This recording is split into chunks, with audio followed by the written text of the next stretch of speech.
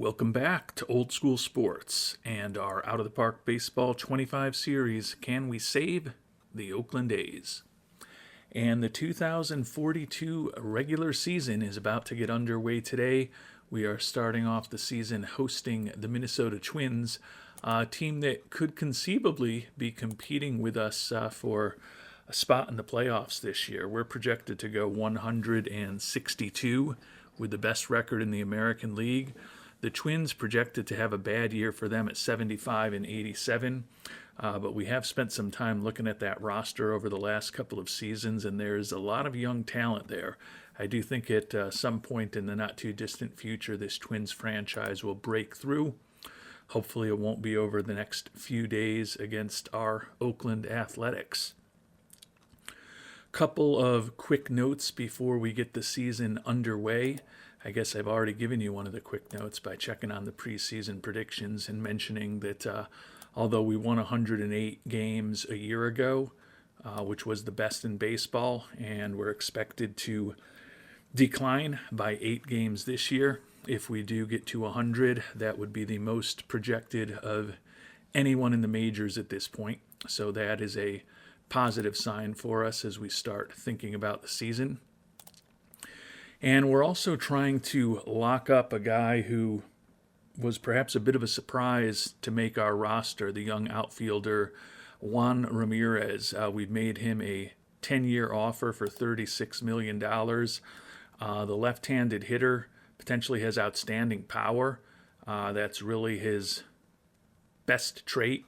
He's also durable, but kind of an average contact hitter, average eye, average to below average fielder, below average kind of speed. But he is a good influence in the clubhouse, and we think he can hit a lot of home runs. And at the money he's looking for, think he could be a relatively cheap left-handed bat to be a corner outfielder slash first base slash DH type for us for hopefully the next decade. The contract is not so big that it would be untradeable if things don't work out. But after the monster season he had in AAA last year with 68 homers and 155 ribbies, we are willing to roll the dice on him. At the very least, we think he can be a pretty effective hitter against right-handed pitching. He's going to be starting against both lefties and righties this year as we try to give him as much playing time as possible. Conceivable that maybe he becomes more of a platoon guy, playing only against righties, but with the money we are projected to pay him, if he can mash against right-handed pitching for 120 to 130 games a year, probably still some decent value there. So we'll find out what happens with Big Thunder Ramirez in the coming days. Hopefully he'll end up accepting that offer, and hopefully we'll be able to get our Athletics off to a good start. As I mentioned, we're starting with the Twins, a lot of out-of-division games to start the season at San Diego, at Kansas City, and then at the White Sox before we do get a home stand against the 2 teams from Texas, the Astros and the Rangers from our division. Then we'll play the division rival Angels before finishing up the month on the road in Detroit. And as the season gets underway, the young reliever Chad Evans, still recovering from some shoulder inflammation that cut last season short for him, hopefully could be back for a rehab assignment within the next week or so. Jesus Saldana, our ace, still recovering from that torn UCL. He likely may be able to begin a rehab assignment in late May or early June. We'll see what he looks like after he is hopefully fully recovered from that injury. And we did take 2 out of 3 in the first series of the year against the Twins, and Juan Ramirez has signed that contract. 3 for his first 10 at-bats this year with a ribby as he's making his major league debut, so off to a respectable start at the plate. As I mentioned, he's our designated hitter, so not likely to add much value defensively, but honestly, with his 40 outfield range and potentially even worse looking ratings as a first baseman, not expecting him to be much of a value add when he's playing defensively. Honestly, would expect him to be a negative influence defensively if and when we do have to use him in the field. A little bit of a gamble since we're locking in potentially a guy to a DH role for a decade plus at this point, given that he's making the major league minimum this year, and then the 10-year contract would begin for the future. But not a lot of guys hit 68 homers with over 150 ribbies in AAA, and the hope is certainly that he can build off of that success last year and become a good left-handed power hitter at the major league level. And there's a chance that he could be really good value for us with that contract. And even if the contract goes bad on us, it's not so big that we wouldn't be able to dump it off on a team with more financial resources than we have here in Oakland.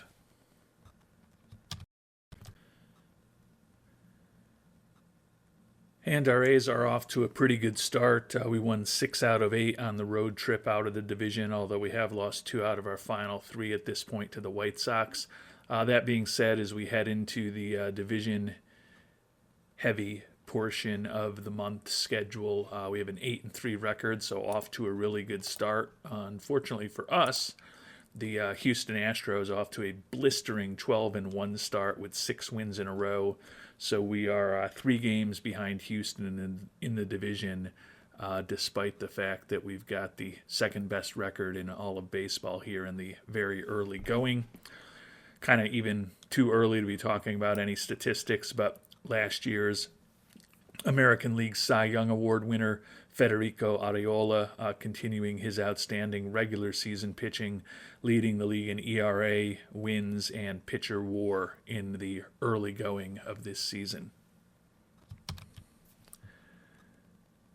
And our homestand ended up being pretty successful. We took 2 out of 3 against Houston and then won 3 out of 4 against Texas. Unfortunately, we did lose 2 out of 3 on the road at the Angels, finishing up the month now at Detroit. But with the good performance against Houston and Texas, and Houston continuing to come back down to earth with 5 games in a row, we've now got a half-game lead over the Astros, and we are a game up on the Angels. The Guardians off to a bit faster start than us, along with the Mets. Both of those teams are 15-7, so we're half a game behind those 2 teams for the best record in baseball. And with his first month in the major leagues complete, we'll check in on our young designated hitter, Juan Ramirez, who we signed to that extension. And he is off to a fantastic start, hitting .337 with 6 homers and 21 ribbies over his first 89 major league at-bats. So he's put up a 149 WRC plus for us and half a win above replacement level. Has not played in the field at all. It is our everyday DH. But clearly he has started every game of the year for us as we sit here with a 14-10 record after a disappointing finish to the month of May, or the month of April. We're in the month of May now. Taking a very early look at our team statistics, runs scored off to a very disappointing start, ranking 13th this year in runs scored, a year after leading the American League in almost every offensive category. We're now kind of middle to the back of the pack in just about every offensive category. Did lose a key player with the departure of the catcher, Mr. Mendoza, this offseason. And we also traded away the backup outfielder, Joe Harmon.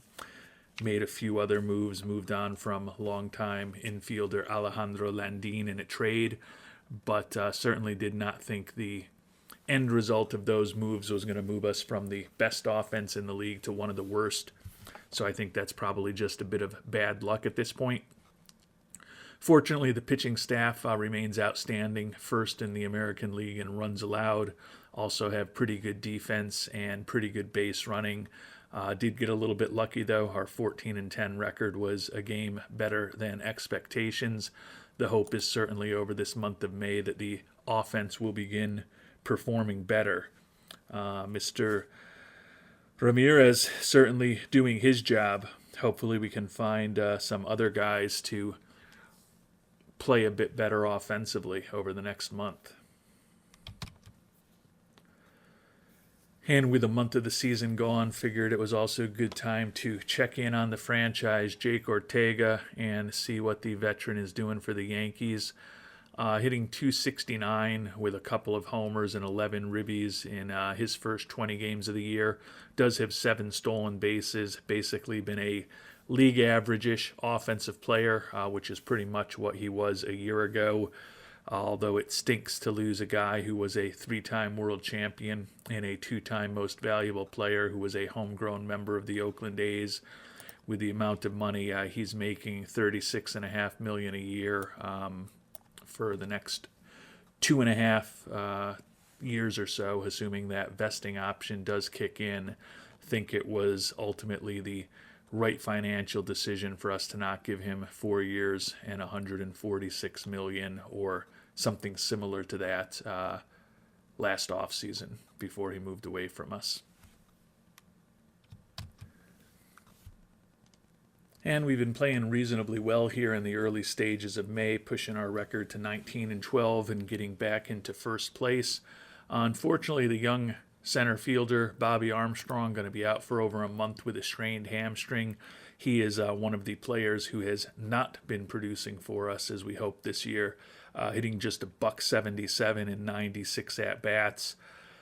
He's been a well below average offensive player and below replacement level even when you factor in his solid speed with 6 steals and his good defense. So definitely disappointing start to the season for Armstrong, who we signed to that front-loaded extension about a year ago. Hopefully he will right the ship when he is back and healthy. And with the injury to Mr. Armstrong, we'll go with a platoon in the center fielder, the youngster Jesus Aguilar, who was with us last season. We'll get some more playing time as our starting center fielder against right-handed pitching. And we brought up Colt Jewell, 12th round draft pick from 2035. He'll actually play left field for us. We're going to pivot Darnell Selvey into center field when we're facing left-handed pitching. Jewell, 25 years old, certainly not a high-end prospect, but looks like he can be a functional major league hitter against left-handed pitching for us, which is hopefully all we will need out of him over the next month or so while we're waiting for Armstrong to get back. And we've made it past the midway point in May, playing some pretty good baseball this month, bolstered by a 5-game winning streak that we have at this point, which has put us back into first place, but it's been back and forth with the Angels in recent weeks. We are now up 2 games on the Angels with a 25-15 record. The Guardians still have a better record than us in the American League by half a game. Luis Godina tied for second in the AL with 12 home runs, so his bat seems to have awakened. He is also second in the league in OPS. Jonah Richards, the young catcher, hitting .310, 7 homers and 17 ribbies for us, and he is tied for second in the American League in batter WAR. Arriola with 6 wins and Blumenshine with 5 wins are in first and tied for second in the American League in that department, as Arriola tries to lead the American League in wins for a second consecutive season. Clearly hasn't been pitching quite as well as late, although his record is 6-3. His ERA has climbed to 3.06 at this point. And we've extended our winning streak to 7 straight games at this point. Actually, 8 straight games if I could do some simple addition. So that is positive. And then most importantly, Trey Saldana is back from the injury that cost him most of last season. We're going to be in a rehab assignment with our former #1 starter, and the hope is certainly that after a few games in the minors and an updated scouting report on him, he won't look all that different than he has in the past. Certainly can help us, although with a 28-15 record and our A's playing our best baseball of the season, feel like we're not desperate for Saldana to come back quite yet, but certainly will be a nice addition to our pitching staff, hopefully before mid-June. And although we're not quite ready to call Saldana up after he went just 26 pitches in his first performance, does seem to have come out of it healthy at least, but we may be needing him sooner rather than later. Mike Blumenshine, mild abdominal strain, shouldn't have a major impact on him. But Ernesto Comunez, who like Saldana spent a large chunk of last year on the IL, forearm stiffness, going to be out for a week.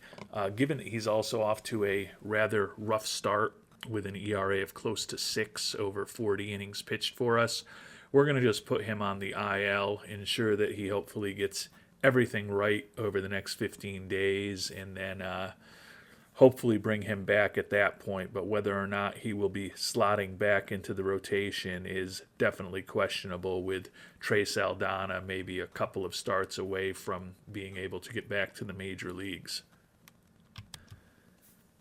And with Comunez going on the IL and Saldana still in the extremely early stages of his rehab after missing a year, we are going to bring up the youngster David Ibarra. The 22-year-old is the number 61 prospect in baseball. He honestly hasn't been great at the end of last season or this season in AAA, but he's been unhappy that he hasn't been in the major leagues, and he certainly, when we look at his profile, looks like someone who could be very effective in the major leagues. So we are going to give him the opportunity to make his major league debut over the next few weeks. We have moved Dave Baumler, who's been pretty solid for us in relief this year, back into his familiar spot as our number 5 starter. We'll see how Baumler does over the next couple of weeks while Comunez is rehabbing and Saldana is working on his rehab assignment. And unfortunately, after 10 consecutive wins, Cleveland snapped our winning streak in the last game of a successful homestand for us. But as we sit here on May 26th, still feeling real good about the way the season is going. We're now 6 games up on the Angels as they seem to be coming back to earth. And our 30-16 record through the first 46 games of the year is the best in all of baseball. Godina continues to mash, 2nd in homers, 3rd in ribbies, 1st in OPS, and 3rd in batter WAR. Jonah Richards 2nd in batter WAR at this point. Doug Weiss, in what may be his final season with us here in Oakland, 2nd in the American League in earned run average.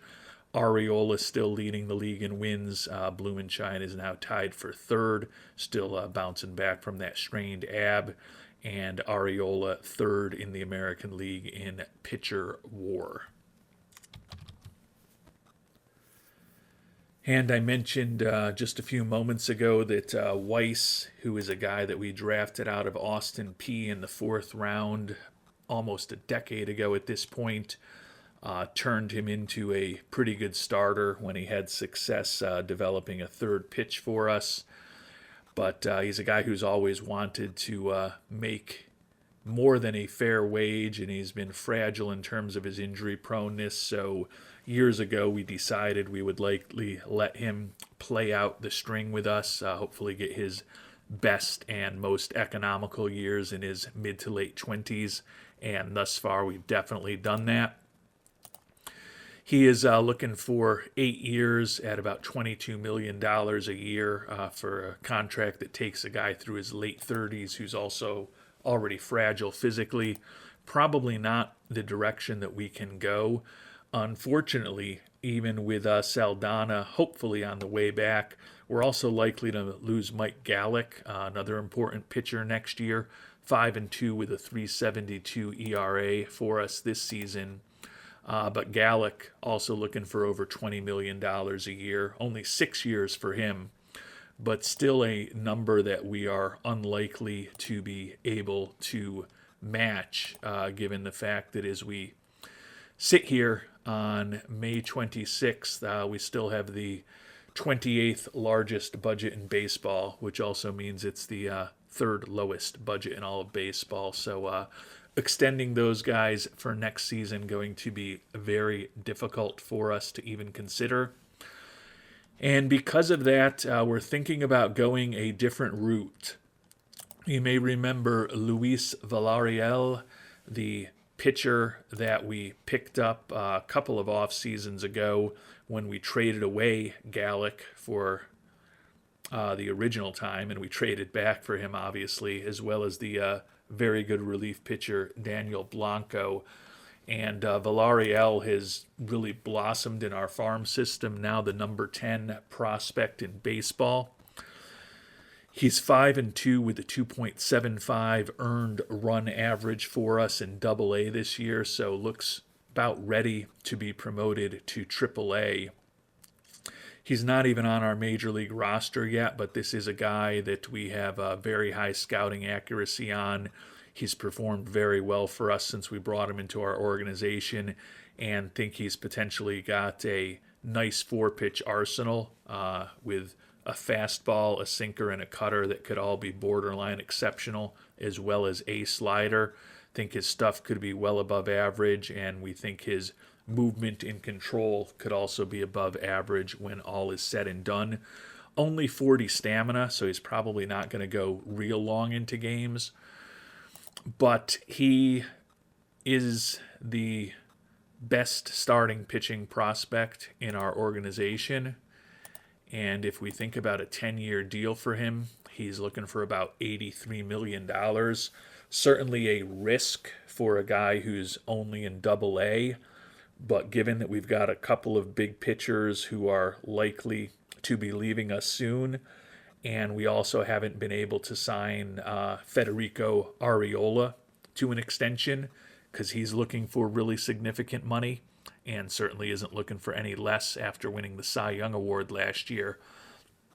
I think it makes sense for us to try to lock up Luis Villarreal to hopefully guarantee that we have at least one top-end potential young pitcher who should be with us for what will likely be the remainder of this playthrough, given that it's already the end of January as I'm recording this video for posting later on tonight, Friday night.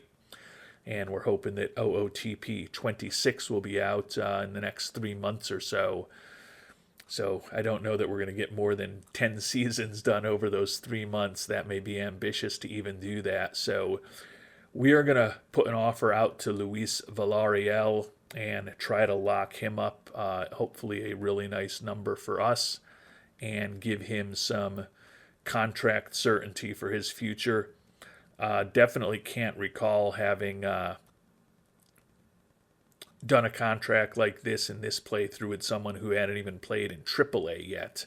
But I have a lot of confidence in our scouting, and Villarreal's performed really well, and I think it makes sense to try to lock him in before all of a sudden we turn around and for a 10-year deal he's looking for 140, 160, 180 million, which given his skill set is not inconceivable to see something like that happen over the next couple of seasons, particularly if he performs as well as we think he might. And as I noted, Villarreal looking for 10 years, 83 million total. We're coming in pretty aggressive, 10 years, 68 million total value, and team options for a couple of the final seasons in case things didn't go well. I think we might be a little bit light, but you only live once. Let's roll the dice and see how cheap we can potentially try to get Luis Villarreal. And he's willing to think about that offer. So a second very young and unproven player in the course of this episode that we're offering a long-term extension to. Seems like early returns on Mr. Ramirez are okay. We'll find out whether we can get Luis locked up for the long term, hopefully before the end of the month. And Luis Villarreal is locked up. We will probably wait until June 1st to promote him to AAA. but 6-2 with a 2.37 ERA and Double-A for us after over 100 pitches yesterday. Certainly hoping that at this point the left-hander becomes a front of the rotation type pitcher for us, although we did lose to Houston today. Continue to play pretty well. We won the first 2 games of that series. Got a couple left at home against the Royals before we'll make it to the month of June and finish up this episode. And after just an okay start to the season, had a monster month of May. So as we sit here on June 1st, our A's are 34-17, a 667 winning percentage. The youngster Juan Ramirez has slowed down a little bit in the month of May, still hitting 272 on the year, 9 homers, 35 ribbies in his first 191 major league at-bats. 106 WRC plus, but barely above replacement level at this point, given that he brings nothing to the table defensively or on the base paths. Still hoping that the bat will be a bit better than it has been when all is said and done. But hoping that Big Thunder, Ramirez, as well as Villarreal can be big players for us the rest of this playthrough. One who we may be moving on from eventually is Luis Godina, who we actually were. It wasn't that we weren't able to sign him to a long-term contract. We chose not to sign him to a long-term contract a couple of years ago when we focused on Jonah Richards, believing that we only had the money to bring one of the 2 players into the fold for the long term. But Godina, after a monster year last season, just won the American League Batter of the Month. And if anything, he's been better this year than a year ago. 319 average with 15 homers and 45 ribbies through his first 191 at-bats of the season, putting up a ridiculous 173 WRC plus for us as these Oakland A's continue to fire on all cylinders. Take a quick look at the team statistics, and things are definitely normalizing. We've improved to 3rd in the American League in runs scored, which is much more the type of position we'd expect this team to be in. And we are in the top half of all of the primary offensive categories in the American League now. 2nd in steals, 3rd in base running, 2nd in defensive efficiency, 3rd in zone rating. And the pitching staff is excellent in everything. 1st in the American League in runs allowed. Our 34-17 record is now actually 2 worse than Pythagorean expectations, and that 20-7 record that we put up in the month of May, obviously very helpful in terms of getting us not just back into first place, but holding on to a 9.5 game lead, the largest in all of baseball, as we sit here on June 1st. And at 34-17, we are a game better than the Guardians in the battle for the best record in all of the major leagues. Godina, no surprise, continues to have a monster season. 2nd in homers, 2nd in ribbies, 1st in OPS. Jonah Richards still 2nd in batter WAR. And Arriola is now leading the league in ERA and wins. Doug Weiss, 3rd in the league in ERA. Gallick is now 2nd in wins. 3rd in wins. Gallick also 3rd in strikeouts. The young closer Joe Heilman is 3rd in the AL in saves. And Arriola is now 2nd in the American League in pitcher WAR. So a lot of really good performances for our Oakland A's as we sit here on June 1st. And the season is definitely going well at 34-17 with that 667 winning percentage. We are exactly on pace to match the 108-54 record that we had a season ago. Whether or not we'll be able to do that will be determined by the last 4 months or so of this regular season. But certainly feeling pretty good about how things are going at this point. Check in quickly on Jesus Saldana. He's now pitched a 2nd game, although interestingly, for some reason, it wasn't a start, even though we have him supposedly to be a forced starter for us. Hasn't given up a run yet over 3 1/3 innings. He stretched out from 27 pitches to 40 pitches in his second outing, so looks to be slowly building himself back up. Our last scouting report on him was only at the beginning of April before he had come back, so we'll request an updated scouting report on him, and hopefully he won't look much different when we scout him after he's had the opportunity to pitch on this rehab assignment in AAA. Certainly think it would be helpful for us to have Mr. Saldana back in the not too distant future, even though we are operating quite effectively without him over the first 2 months of this season.